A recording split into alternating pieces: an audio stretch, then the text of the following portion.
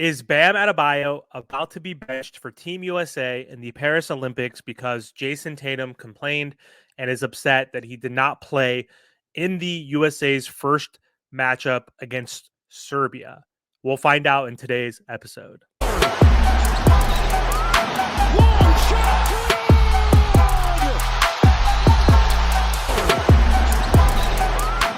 Welcome back to the Team to Beat Miami Heat podcast, your one-stop shop for daily Miami Heat content. We're pushing to 2,000 subscribers, so if you guys are enjoying my content, please subscribe to the channel. It would mean a lot to me. So it's time to pod, y'all.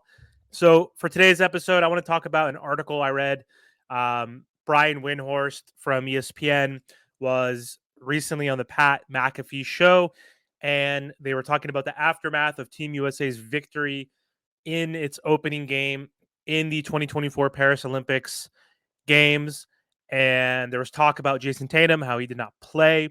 And the reason why I can assume Jayson Tatum didn't play is because the Serbian team is full of guards and big men.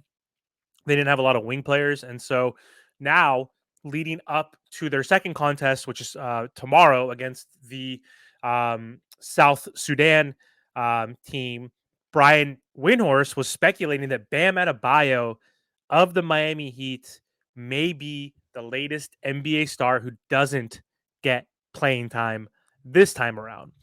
So he was quoted on the show saying, when they play South Sudan on Wednesday, Windhorst said on the Pat McAfee Show, South Sudan's got a bunch of athletic wing players. Tatum's going to be out there. They're going to be switching all those screens because he's got to play the perimeter. There may be a guy like Bam Adebayo that gets benched in that game. So we know that, again, Tatum didn't get to play. And yes, I think Tatum is a really good player. He's a top 10 NBA player. He just won a championship, but he's also not as good as people make him out to be. He's not the face of the NBA. He didn't even win Eastern Conference player, finals player. That was his teammate. That was also his teammate who won NBA Finals MVP. So I'm not going to say Jayson Tatum is pedestrian and be delusional. He's obviously a very good player, someone who I wish was on the Miami Heat, obviously, because we don't have a top 10 regular season player. Even though he did get over the hump last season with the Boston Celtics, but that was because they added an NBA champion in Drew Holiday, and of course adding Derek White a few seasons ago, so having one of the best defensive backcourts, but then also, of course, adding Porzingis. But he was hurt in the playoffs, but so was every team that the Boston Celtics beat. But again, just being a bitter Miami Heat fan, Boston was the best regular season team. They ended up being the best finals team, so hats off to them. But either way, I don't know if Jayson Tatum was actually complaining about not playing, but how could he not? He's an NBA player. He's a competitor. He wants to play, but the team is super stacked. And I understand that not all players are going to play a ton of minutes, but for him not to play at all was, a little puzzling. Neither did Tyrese Halliburton, the only true real point guard on that roster, who was an all-star, who's an up-and-coming player. So he didn't play either. But you know who did? Bam, because I don't know why Windhorst is mentioning that the problem with South Sudan is they have a bunch of wings and that, they need Jayson Tatum for his perimeter defense. Like, Bam Adebayo is objectively the best, or at worst, second best defender on this team. Some people argue that AD is a better defender than him, but I don't think so. I think Bam is slightly better. He's better at guarding 1 through 5. Anthony Davis is probably a better rim protector, who he's a little bit bigger and stronger than Bam, but Bam is a really good rotational athletic player who can guard wings. He can guard guards. So of course he can guard wings. So I don't understand why he's saying that if anybody is to lose their playing time and get benched, it's Bam Adebayo. I don't really agree with what Windhorst was saying out there. But again, part of it was he was saying that, Serbia was made up primarily of big men and guards, not wings. That caused U.S. head coach Steve Kerr to use a rotation that did not include a spot for Tatum.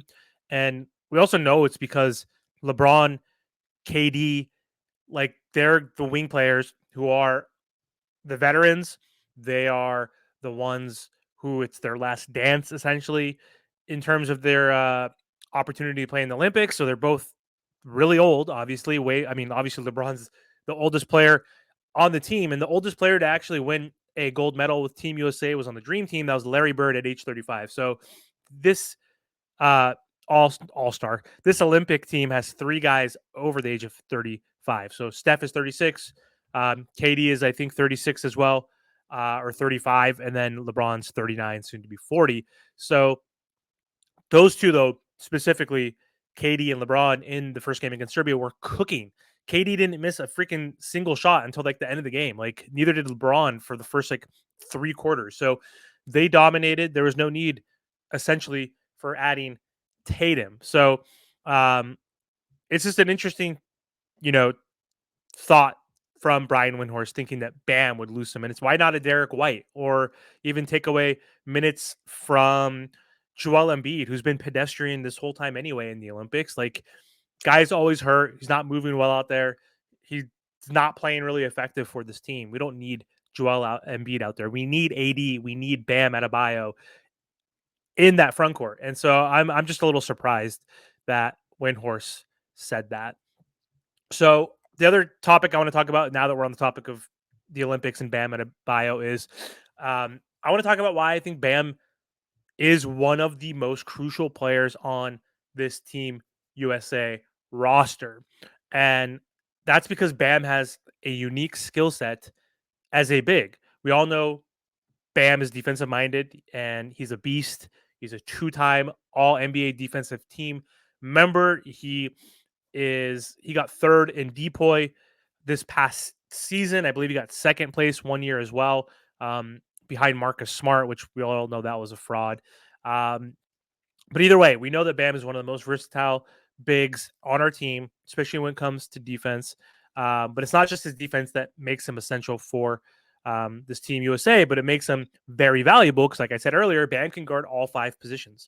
He has the ability to switch defense, which is going to be a game changer against international competition. Teams in the Olympics have a lot of versatile players, a lot of versatile guards and wings, and Bam's defensive prowess will be key to shutting them down, along with AD, along with a Drew Holiday, a LeBron who could lock up players every once in a while. He's old now, but you know what I mean. So Bam is not just about defense, like I was saying. He's a versatile two-way player. Offensively, he's becoming a better player. He has the ability to run the floor. Obviously, he's very athletic and quick. He can finish at the rim with both hands. And what makes him, or what sets him apart as a big man compared to a Joel Embiid or an AD, is his playmaking, his passing. Like Bam's playmaking ability is something that can elevate Team USA to another level. And when he's playing with LeBron and KD and Steph and Booker and Edwards and all these dudes, he is going to have way better pieces around him than he does on the Miami Heat when he's playing with mostly undrafted players, right? So playmaking for Bam is going to be huge, and something they could miss against South Sudan.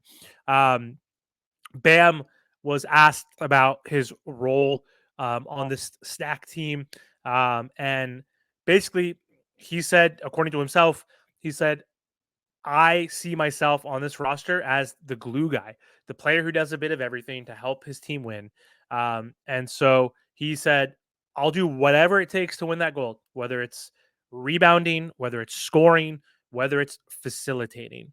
So Bam has the right mindset, and he is a team player, two-way player. And again, some are going to say that, you know, we don't need Bam out there because we have KD, because we have LeBron and we have Steph and AD and Embiid and all these amazing players.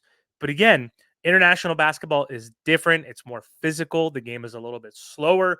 Team chemistry plays a massive role because a bunch of these dudes can't make it in the NBA. Some teams have NBA players. Obviously, we played Serbia. They had our Bam's teammate. We had Jovic, and then of course they had Jokic, the MVP, arguably the best player in the NBA. But the other guys are not in the NBA and they play overseas, and they have a lot of chemistry. And that's one thing that Bam, you know, is a physical player. He's an unselfish player, so he can help nurture that chemistry with this Team USA team. He's been playing now. This is the second stint of the Olympics, and he's been playing with players like KD and Booker in the past. So, yeah, I think Bam is one of the most crucial players. I don't think he's going to sit out this next game. I think his minutes might go down a little bit, but you can also limit the minutes for LeBron and KD. They're older. Like if KD's not cooking like he did last game, then put in Tatum for a few minutes. If LeBron's missing his shot, put in Tatum. Let him rest. He's old. Let him finish. Let LeBron start and finish. Same with KD. But I don't think Bam is going to get benched. I don't believe in what Windhorst is saying, because I think Bam again is one of the most crucial players on this team. So let me know what you guys think in the comment section. Do you think Bam is one of the most important players on this Team USA roster? And do you think Brian Windhorst is incorrect for saying that he thinks Bam Adebayo should be the one who doesn't get playing time so that Jayson Tatum, the crybaby, can? Thanks for watching. And again, don't forget to subscribe to the channel.